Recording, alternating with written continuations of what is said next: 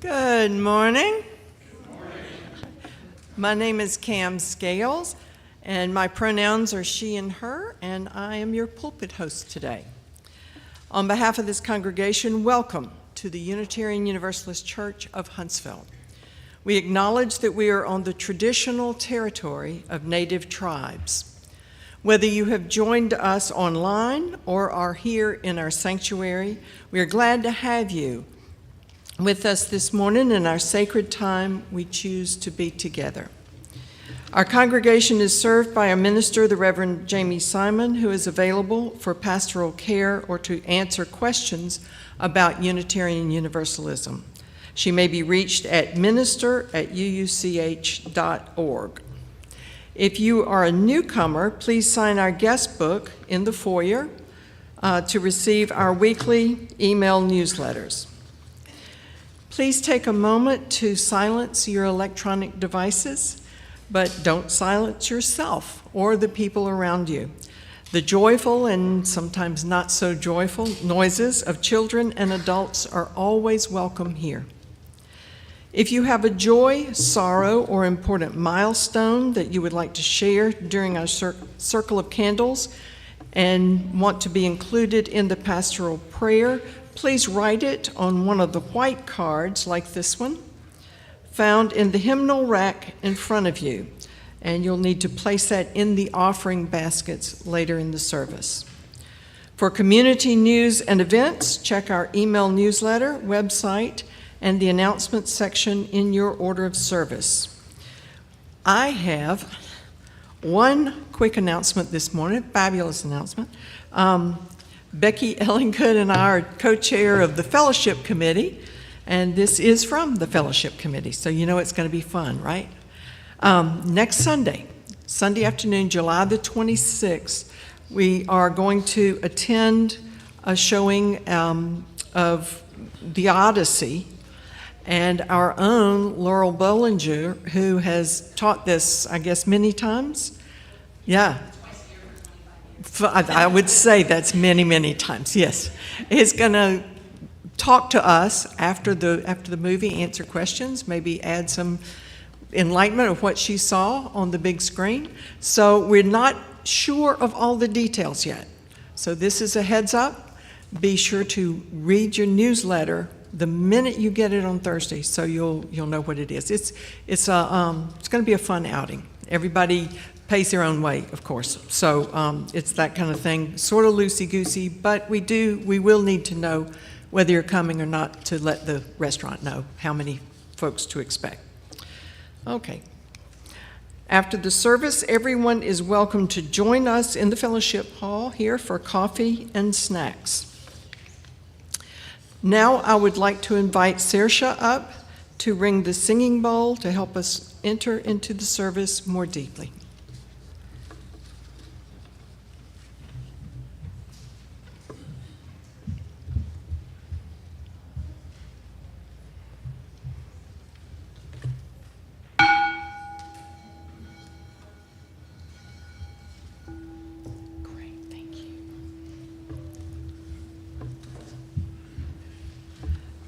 Finally, having gathered in a shared quest for truth, meaning, and purpose, let us light our chalice with these words from Mark Causey.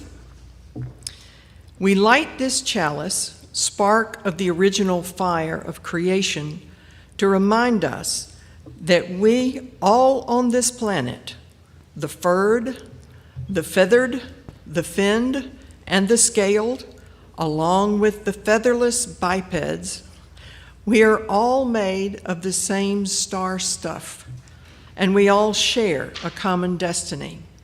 We all share the same hopes of a life free from harm and suffering, and the same aspirations of happiness, love, and flourishing, of being able to express our own unique natures and capacities as best we may. We are just that many diverse perspectives from which the whole is seen and experienced. We are inextricably intertwined, interconnected, and interdependent. And that is good. Blessed be. And now, to help you center yourself and quiet your mind, we will have our music for centering.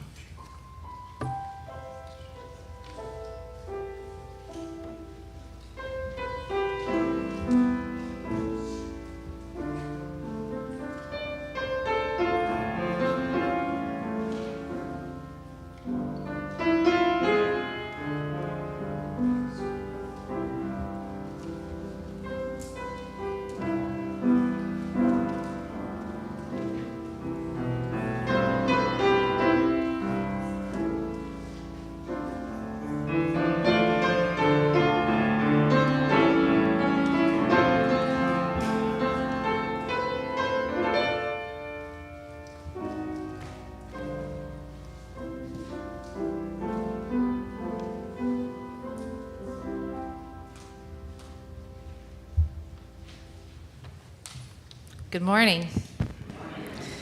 For those of you I don't know, my name is Rachel Rogers. I use they, them, or she, her pronouns. I'm joining y'all from Nashville, Tennessee.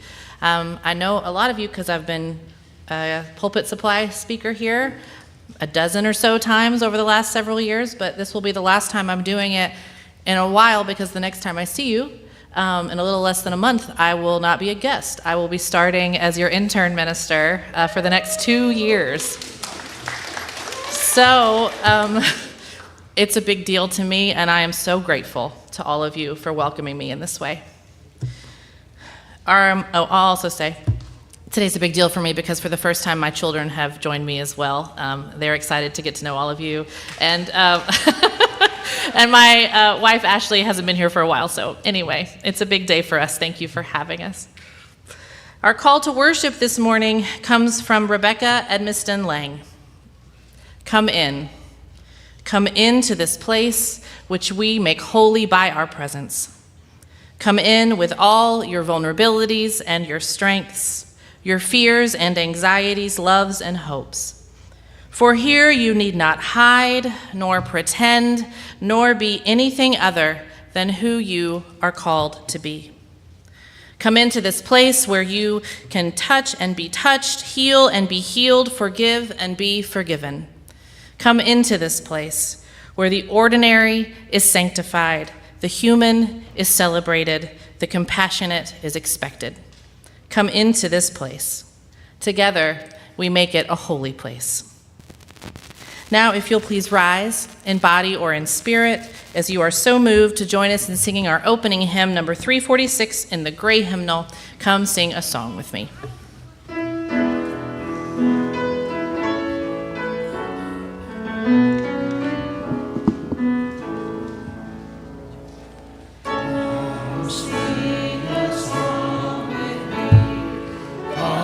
Sing a song with me. Come sing a song with me, that I know your mind. And I'll bring you home when home is yours tonight.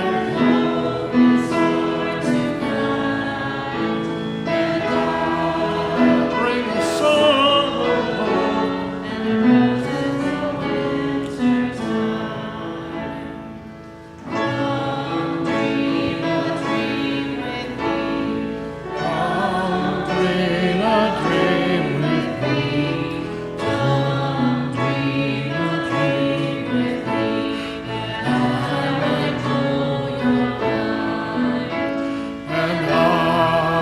Bring you home when hope is gone to find, and I'll bring a song of love and roses in the winter time.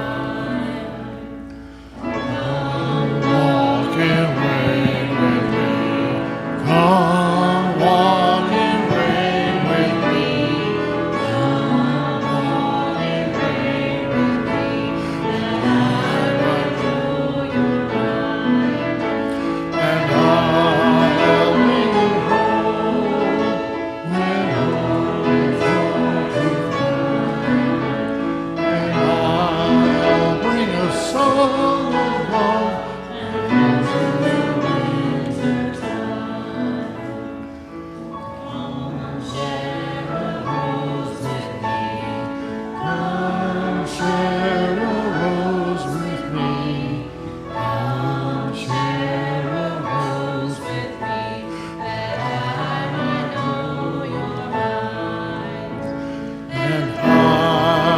Bring you home when hope is gone to find, and I'll bring a song of love and roses in the winter time.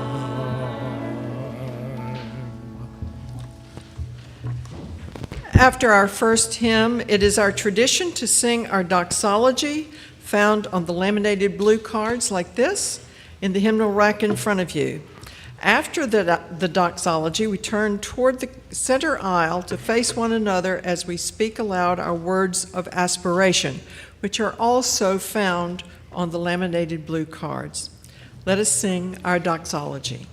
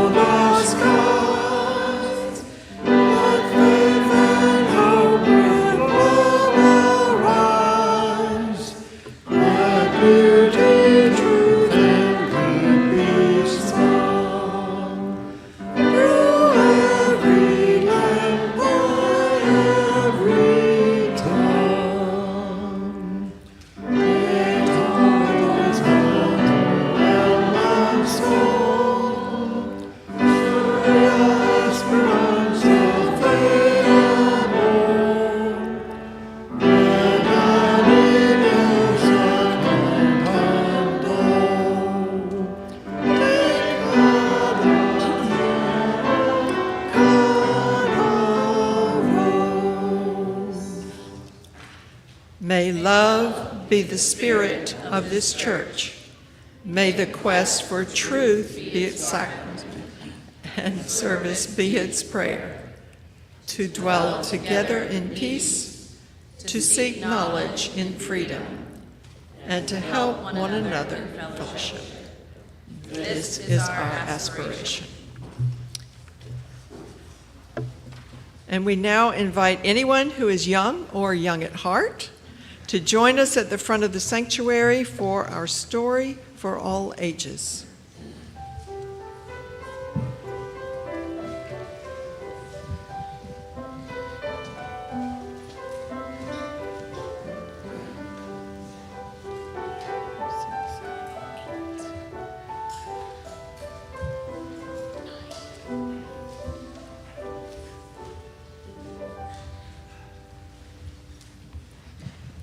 Good morning.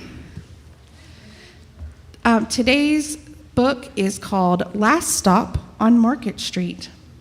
And this book was written by Matt De La Pina, and the pictures are by Christian Robinson.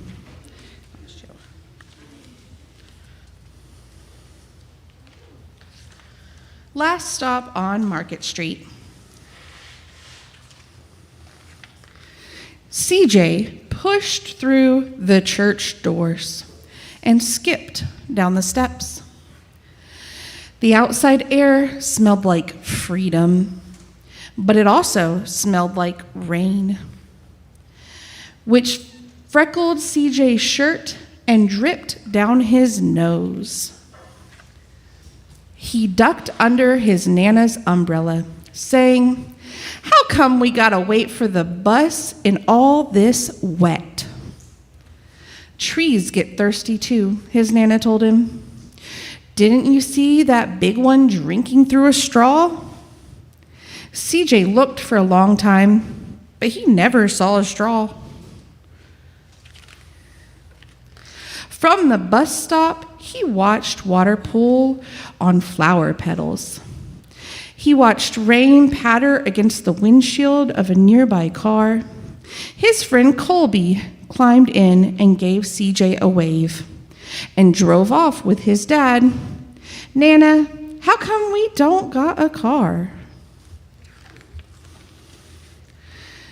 "Boy, what do we need a car for?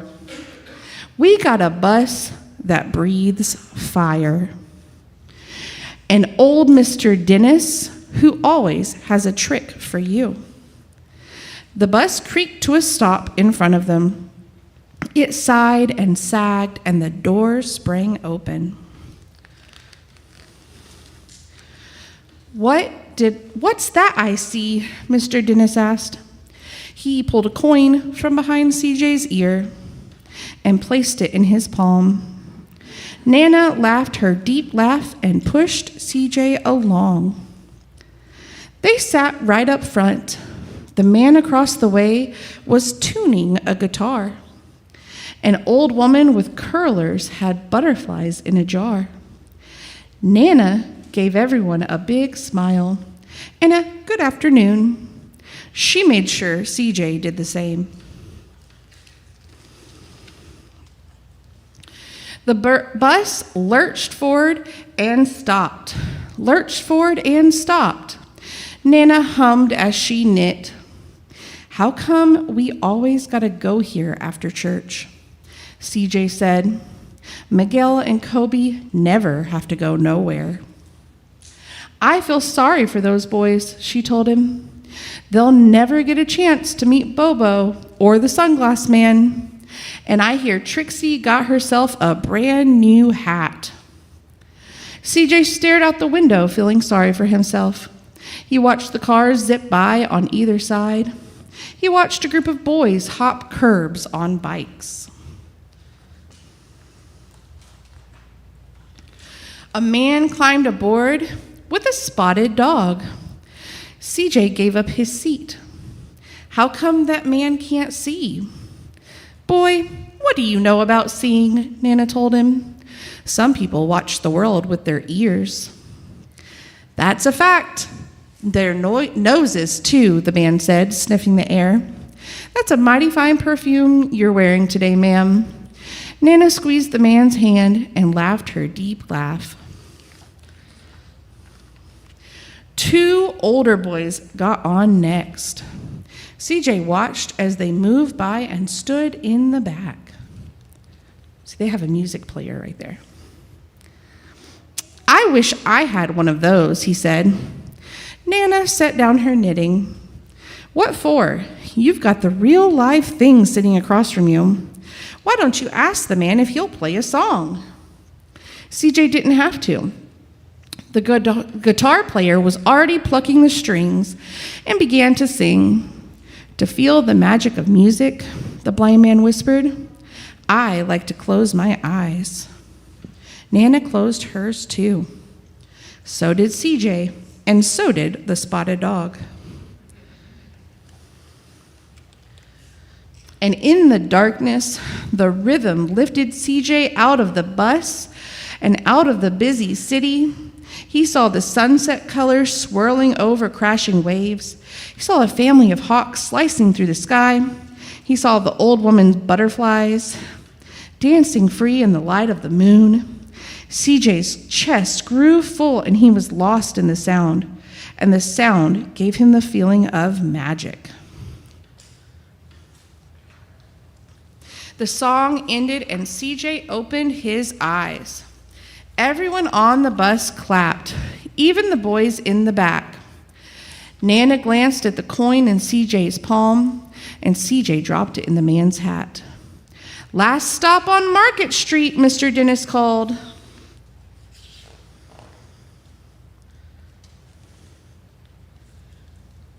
CJ looked around as he stepped off the bus. Crumbling sidewalks and broken down doors, graffiti-tagged windows and boarded-up stores. He reached for Nana's hand. How come it's always so dirty over here? She smiled and pointed at the sky. Sometimes when you're surrounded by dirt, CJ, you're a better witness for what's beautiful. CJ saw the perfect rainbow arching over the soup kitchen. He wondered how his Nana always found beautiful wherever he never even thought to look. He looked around them again at the bus rounding the corner out of sight, and the broken street lamps still lit up bright, and the stray cat shadows moving across the wall. And then he spotted the familiar faces in the window. He said, I'm glad we came. He thought his Nana might laugh her deep laugh, but she didn't. She patted him on the head and told him, me too, CJ. Come on now. And that's the end. Let's see, they're waiting for the bus again. So in the book, CJ's Nana, she notices all the beautiful things around her. What can we do to notice the beauty around you? We close our eyes and listen to all the beautiful sounds, or we can slow down what we're doing and take our time so we have time to recognize the beauty all around us. And at the end of the book, we find out that CJ and Nan's last stop is a soup kitchen. Why do you think they chose to spend their Sunday afternoon at the soup kitchen? Yeah, Nora. If you're going on the bus and it stops at a place that you know, and because maybe they wanted to share some of their soup. To go and share soup with the community. Yeah. Anyone else think of why they might want to go? Yeah.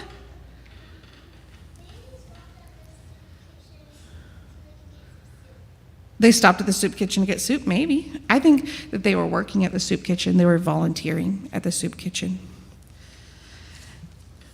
And what are some ways that you and your family can give back to your neighborhood? Are there any things that you do to give back to your neighborhood? Yeah, Nora.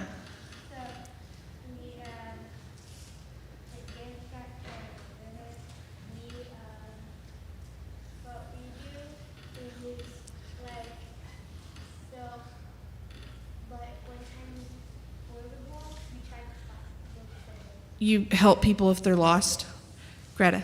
I saw some of my cucumbers with people that I knew because we had too many cucumbers. You shared cucumbers with the people in your neighborhood?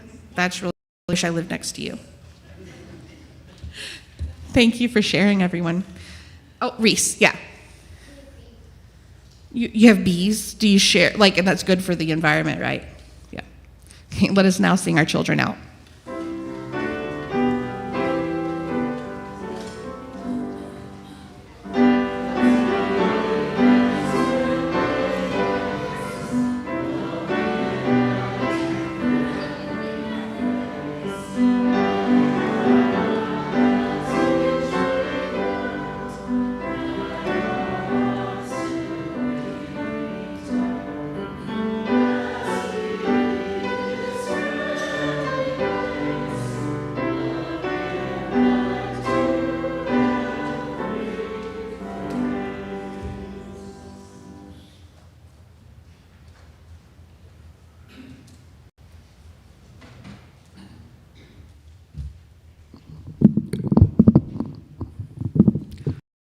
Good morning.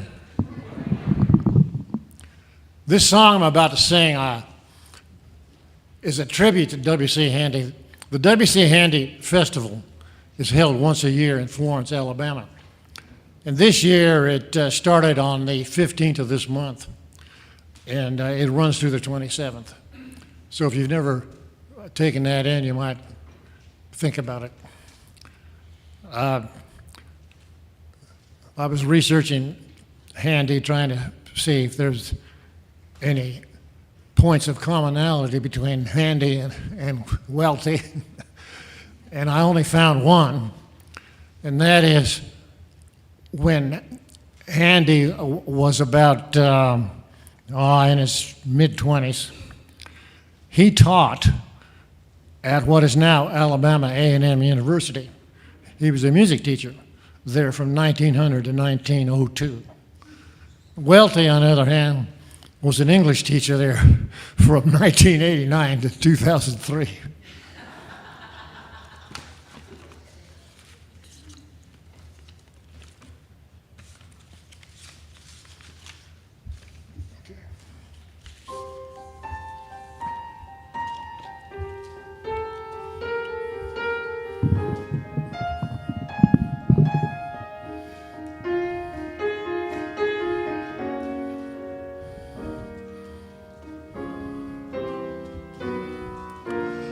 Oh, they say that people long ago were searching for a different tune, one they could croon as only they can. They only had the rhythm, so they started swaying to and fro. They didn't know what just to use. That is how the blues really began. They heard the breeze in the trees, singing weird melodies, and they made that the start of the blues. And from a jail came a wail of a downhearted frail, and they played that as part of the blues. From a whippoorwill high on a hill, they took a new note, pushed it through a horn till it was born into a blue note. And then they nursed it, rehearsed it, and gave out the news that the Southland gave birth to the blues. They heard the breeze in the trees, singing weird melodies, and they made that the start of the blues. And from a jail came a wail of a down-hearted frail, and they played that as part of the blues. From a whippoorwill high on a hill, they took a new note, pushed it through a horn till it was worn into a blue note.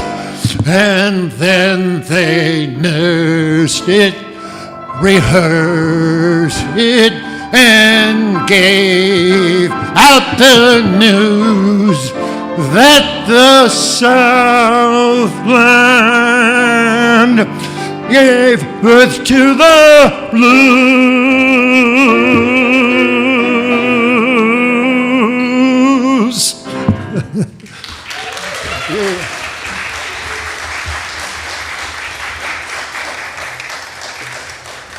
Thank you, Ward. We are the Unitarian Universalist Church of Huntsville, a proudly inclusive spiritual community. Together, we build a broader search for meaning, a bolder form of compassion, and a braver voice for justice. At this time, we invite you to support our mission with a monetary contribution. You may donate online using the QR code on your order of service, or you may put cash or check donations in the offering baskets. Completed Circle of Candle cards, like these white ones, should also be placed in the offering baskets at this time. You are also invited to come forward during this time and quietly drop a stone into the bowl of water here, next to the ramp, in honor or memory of what you hold in your heart. With gratitude, we now receive the offering.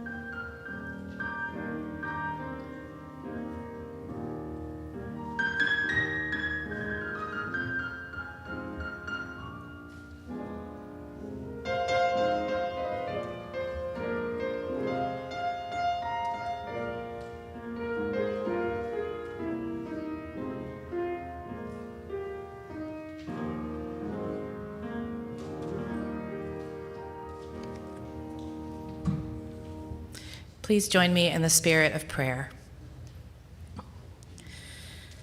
Spirit of life and love and connection, we gather here in awe, in reverence, in gratitude for that connection that you offer us all.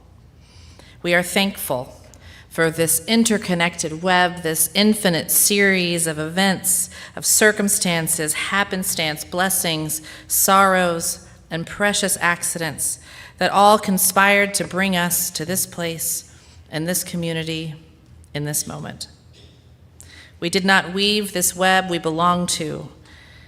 We were born into it. And this morning we find ourselves woven in beside one another. So we bring to this hour every single thing that comes with us, the joys, the concerns, the celebration, the grief, the heartache, those shared and those held closed in silence. We know that every day, every moment, we hold the truth of joy and the truths of suffering simultaneously. May we be present to them and present to one another, gathered close on this morning. May we hold this joy that we should celebrate together today, which is a friendly reminder that we'll be celebrating National Ice Cream Day with ice cream treats in the fellowship hall after service. We join in the sorrow. My only blood niece is experiencing mental health issues. Please pray for all those who are challenged in this way, either directly and personally or indirectly as loving family, friends, or acquaintances. And from Bob Weed, thanks to the many people in the church who have helped me with recovering from recent surgery. Blessed be, and amen. Let us be moved to compassion for all that has been shared in this beloved community and for all that will remain silent, unspoken in our hearts. And now, will you please join us in singing our responsive music, number 1009 in the Teal hymnal, Meditation on Breathing.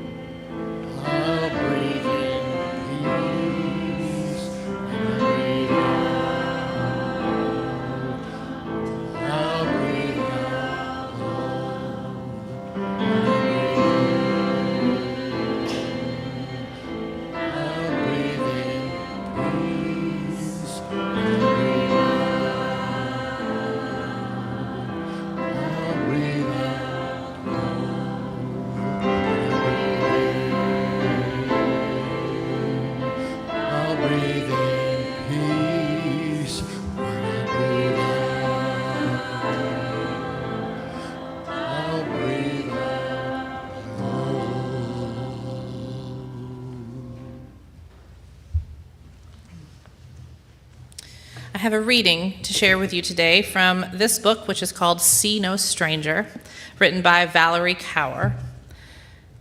And in this reading, she's focusing in particular on listening. She says, "Deep listening is about drawing close to someone's story. It turns out it is extremely difficult to draw close to someone you find absolutely abhorrent. How do we listen to someone when their beliefs are disgusting or enraging or terrifying? How do we keep listening when the words are so offensive and dangerous that it seems the only rightful response is hostility? An invisible wall forms between us and them, a chasm that seems impossible to cross. We don't even know why we should try to cross it. Those beliefs don't deserve our attention. In these moments, we can choose to remember that the goal of listening is not to feel empathy for our opponents or validate their ideas or even change their mind in the moment. Our goal is to understand them. Why would someone believe that not every person is a human being? In understanding the cultural forces that shape such a belief and the institutions that embolden people to act on it, we can better focus on what we need to fight. Not a few bad actors, but entire policies, platforms, and echo chambers that perpetuate supremacy. When listening gets hard, I focus on taking the next breath. I pay attention to sensations in my body: heat, clenching, and constriction. I feel the ground beneath my feet. Am I safe?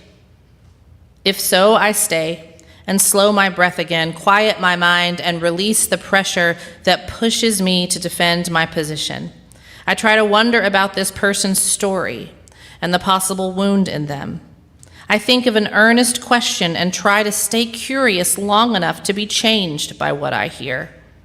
Maybe, just maybe, my opponent will begin to wonder about me in return as I ask questions, and they ask me questions and listen to my story. Maybe their views will start to break apart and new horizons will open in the process. Maybe the memory of the exchange will play a critical role in their transformation in the future. Then again, maybe not. It doesn't matter as long as the primary goal of listening is to deepen my own understanding. Listening does not grant the other side legitimacy, it grants them humanity, and it preserves our own. So ends our reading. I brought that reading with me today because listening's been a big part of my life recently. I mean, hopefully it's a big part of our life all the time, but lately, or at least this past summer, I have been spending my time working as a hospital chaplain.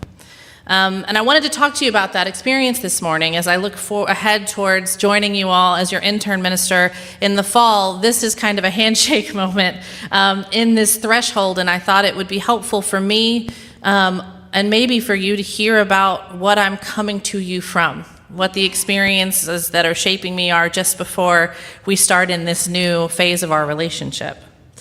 So I'm coming to you from just on the other side of what's called CPE, which stands for Clinical Pastoral Education.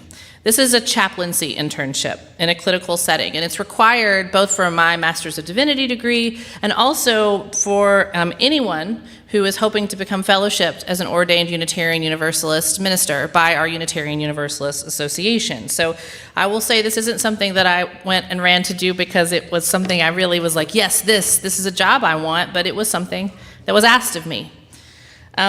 And the setting that I have been placed in for this chaplaincy internship is St. Thomas Midtown Hospital, which is in downtown Nashville, Tennessee, where I live. But it also happens to be the hospital where my children were born, and also where I was born. And so there has been something pretty special about being dropped into the very first place where I took a breath, and in that place to start doing this work and going through this educational process where I'm coming to learn about myself in a whole new way.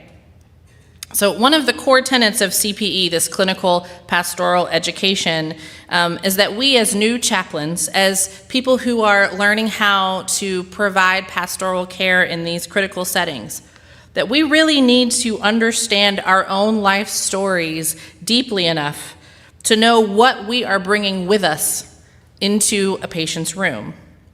We need to be able to discern whether the feelings coming up within an interaction with someone new or someone maybe that we've worked with before, whether those feelings coming up are about the patient or if they're about somehow me traveling back in time to some other part of my own life that I'm now reacting to.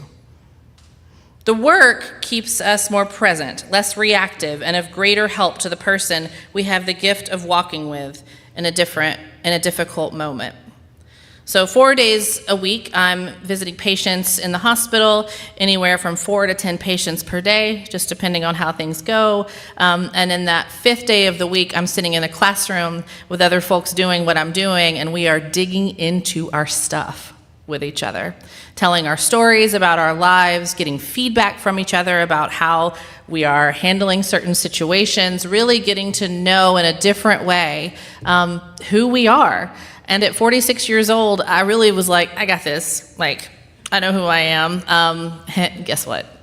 There's always new stuff to learn. But really, it's the work with the patients that has been an extraordinary experience in my life these past 6 weeks. I've got 4 more to go.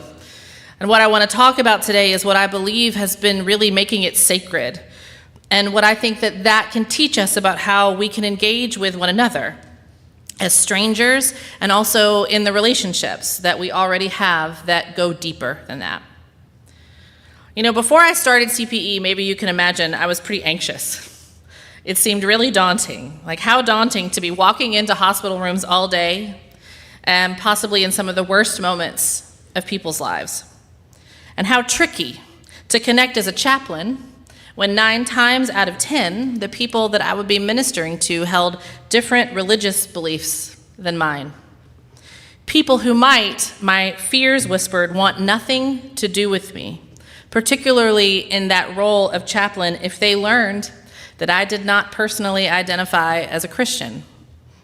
And God forbid they ask me about my husband, and now I have to decide whether or not I'm going to out myself and talk about my wife. And Lord knows I do not feel ready to walk into the room and share my pronouns with people, right?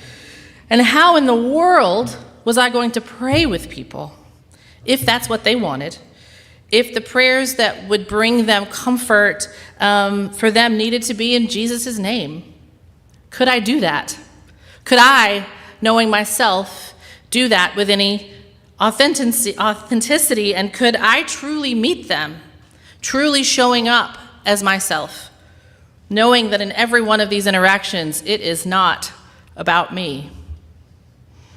One of the most astounding things about this experience, just to not bury the lead, is how much of that worry just melted away by maybe my second or third patient. And what I really, really never saw coming was that I would be praying with well over 75% of the people that I see. I was like, so maybe once a day someone's going to ask me to pray. Nope. They see chaplain on my name tag, and people want that. They ask for it, and they're very ready for it. And so I've been doing that a lot more than I ever imagined. And that prayer that I'm joining in with these folks, like no matter what the language, because I do use the language that best serves them within my own theological boundaries, it doesn't actually feel inauthentic. It actually doesn't feel awkward at all. Instead, it feels like it's opening up a realm where these two people, or maybe that small group of people gathering in the room, can create a feeling of the sacred, like right there in their midst. The souls, literal or metaphorical, on equal ground, just naming the reality of our circumstances, our desires, and our fears in the presence of that which we perceive as greater than ourselves. And it can be such a comfort. In those moments, it is very clear, this connection that we've made with one another. And I talk about connection a lot. It shows up in almost every prayer I pray and in almost every sermon I preach. And I think that's because as Unitarian Universalists, we uphold and uplift interdependence as one of our highest values. And when I talk about my own theology, I do always talk about connection, the sacred connection between all of us. I believe that there is a web between all of us that is both scientific and spiritually undeniable. Like, we are all dependent on one another. The title of this sermon comes from a book of blessings by the Irish poet and priest John O'Donohue called To Bless the Space Between Us. O'Donohue wrote blessings for the thresholds of human life. Blessings, illness, grief, the ordinary passages we rarely stop to mark. And underneath all of them sits this conviction that I have now come to share, and even in a new way in this work as a chaplain, which is that blessing is available to everyone. You don't need a credential to bless. You don't need an ordination. You don't need a collar. You don't need a badge that says spiritual care. A blessing, as O'Donohue understood it, is a way of seeing, a way of calling forth the wholeness that is already present in a person, in a moment, in a room. In our story today, Nana, I think, knew this. It's what she's doing on the bus. She greets strangers like they matter, because to her they do. She teaches her grandson CJ to close his eyes and really hear the music, to find the beautiful in a part of the city that he'd been taught to look past. She didn't need any kind of credential to bless. She simply sees people. And the people that she sees light up. And by that last stop on Market Street, CJ maybe is starting to see that way a little bit too. So if we go back to John O'Donohue, The title of his book really tells us where that blessing does the work. It's when we're seeing someone new like CJ on the bus, or looking out the window or listening to music like they did, that you are really thinking about that space in between you and the other person, that space that you're all residing in together. That's where the blessing does its work. It could be between the chaplain and the patient, between a grandmother, a boy, and a bus full of strangers, between you and the person seated beside you this morning. I believe that that space is a place that the sacred can live. So a question I've been carrying through those hospital hallways that I'll now hand to you, because in my classroom they can say, tell me about your theology. And I can say, oh, I believe we're all connected. And then they look at you like, let's keep going. So here's my questions that I've been parsing through. If we know we're all connected, what does that ask of us? Because it does ask something. If the space between us is holy ground, then we are asked first, I think, to show up to it. So when I walk into a patient's room, the most important thing I think I'm bringing is my attention. If I'm at my best, my attention is undivided, unhurried, and uninterested in fixing. It feels safe to say that most of us spend a good portion of our day maybe half present to one another, maybe listening for our turn to speak, or sometimes even scanning for the exit. And I think really showing up to a space and understanding it as sacred asks for more than that. It asks us to fully arrive. I think second connection asks us to listen, really listen. Every patient I meet is a stranger carrying a story that I can't guess just from looking at their chart. In our reading this morning, Valerie Carr describes deep listening as setting down our own assumptions long enough to receive another person's story. Listening that risks our being changed by what we hear. She grounds it in wonder. Earlier in the book, she says that she looks at a stranger and thinks to herself, you are a part of me that I do not yet know.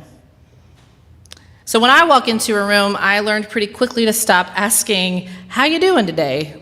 It's a silly question to ask in the hospital, and I embarrassed myself more than once with some glares from people like, really? How am I doing? What I've started asking instead with this idea of just wanting to know this person is, how is all of this sitting with your spirit today? And that seems to open a lot more doors. There's curiosity there, and I think curiosity is a form of reverence. It says, I do not already know you, but I would like to. And I think a third thing that this connection between us asks us for is honesty, showing up as ourselves. And that is the one, as I've kind of outlined, that I was fearing the most. Walking into this job on the first day with my pronouns and my wife and my universalist theology. The connection is only as real as the people who are making it, right? Now, this means that when I'm praying in a patient's language, I'm not shifting my belief. The authenticity of me is still there. I'm just translating. And translation is an act of love. But I am still fully there. I am still the one praying, and I don't have to abandon myself to meet someone else. Because if either of us sins in a stand-in, the space between us, I think, stays a little more empty. So that takes me to a second question. If we know we're all connected, what is that for? And I've come to believe that connection is the location of the holy. Whatever name you give to it, give to that which is greater than us, God, spirit, love, that interdependent web itself, I think it shows up between people. When a patient and I bow our heads together, something enters the room that neither of us brought by ourselves. Love in the abstract is a sentiment. Love in the space between us is a practice, a presence, a power, and I think it's how we survive. When you're in the hospital, illness strips away the story of self-sufficiency pretty fast. And that which remains underneath is the truth that was there all along, which is that we belong to each other. Now, there's one more thread I want to follow this morning, and that's that every connection that I've described has two ends. Whatever we believe about the worth of the person in the hospital bed, there is someone standing at the other end of that thread. There is no one-way connection. To bless the space between yourself and enough strangers, you start to realize that maybe you are also part of that space and that maybe also you deserve that blessing. So a third question is, how does the sacredness of that connection inform our ability to love and respect ourselves? Something that CPE is surfacing in me. All that deep work I described, the excavation of my story, it turns out to be its own form of blessing. And to do it, I've had to extend to myself that same kind of reverent curiosity that I'm now offering to strangers. I don't already know everything about you, but I would like to. And I've had to grant myself what I am working to grant every patient, the assumption of inherent worth and dignity before any performance, any accomplishment, or any getting it right. You can't be woven inextricably into a web and be worthless at the same time. It's actually not possible. If every person in one of those beds carries inherent worth, and I believe to my bones that they do, then so does the chaplain beside the bed. And so do you. The same connection that makes my neighbor sacred makes me sacred. The space between us includes the space between me and myself, and that space too can be blessed. Y'all, I spent years afraid that showing up fully as myself would sever connection. But what I have found in these hospital rooms is that that is the very thing that makes connection possible. Every time a patient welcomes my prayer, every time a stranger and I build something sacred in a 20-minute time span, I receive back a little more permission to regard myself the way I regard them, as beloved, as worthy, as already whole. Loving our neighbor as ourselves runs in both directions, and some of us learn to love the neighbor first, and then maybe let the neighbor teach us the rest. So my friends, here is what I want to leave with you. You will encounter a lot of strangers this week. You will encounter the people that you also know so well that maybe sometimes you stop seeing them. And between you and every one of them stretches a space that is waiting to be blessed, not necessarily or even often with prayer, but just with recognition, with understanding, with presence, with listening, with showing up as our authentic selves. I believe that you have everything you need to bless those spaces. Arrive fully. Listen like you might be changed by what you hear. Bring your whole self, because a stand-in cannot do sacred work. And when you have practiced this long enough on the people around you, turn it gently on yourself. If we know we are connected, and we are, then this is what it asks of us.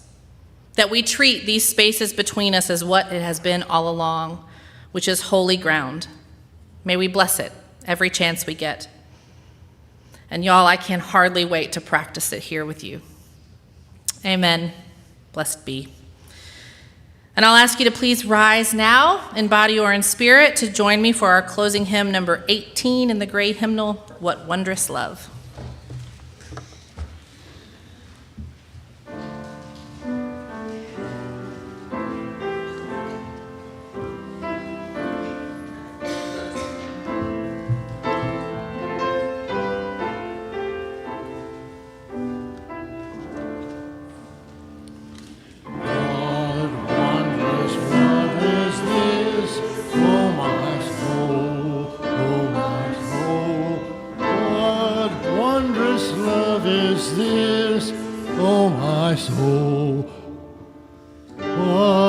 Wondrous love is this, that brings my heart much bliss, and takes away the pain of my soul,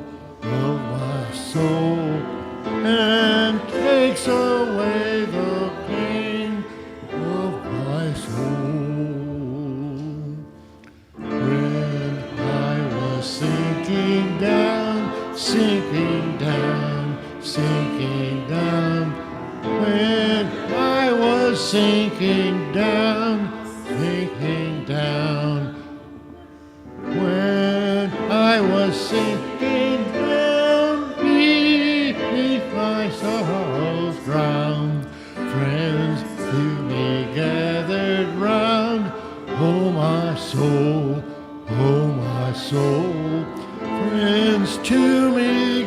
gathered round, oh my soul. To love and to all friends I will sing,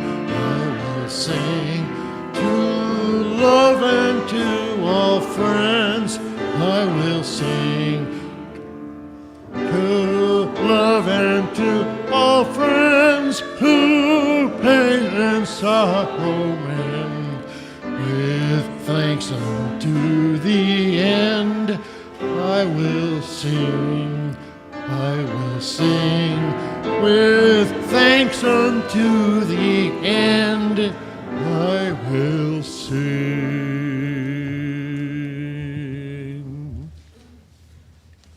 Let us take a moment to extinguish our chalice with these words adapted from a reading by Pat Uribe Leakey.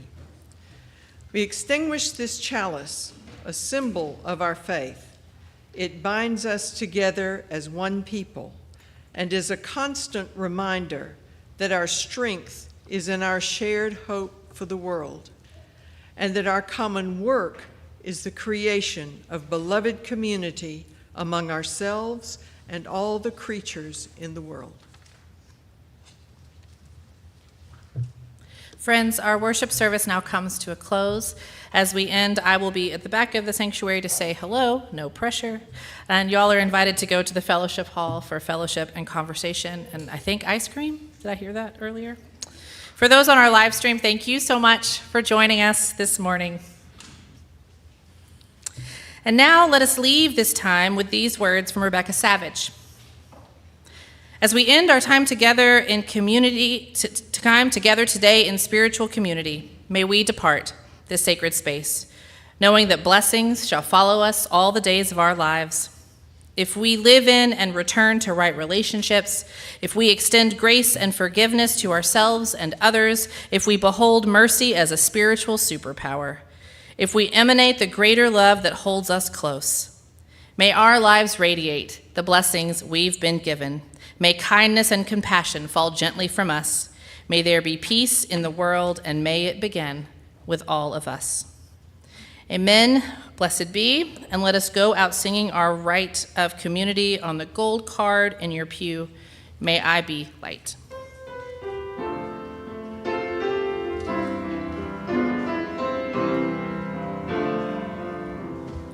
May I be light in you, may you be light in me, into our hearts, into our soul, let love abide.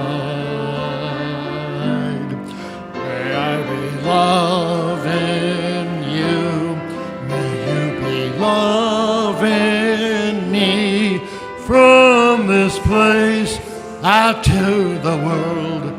Oh,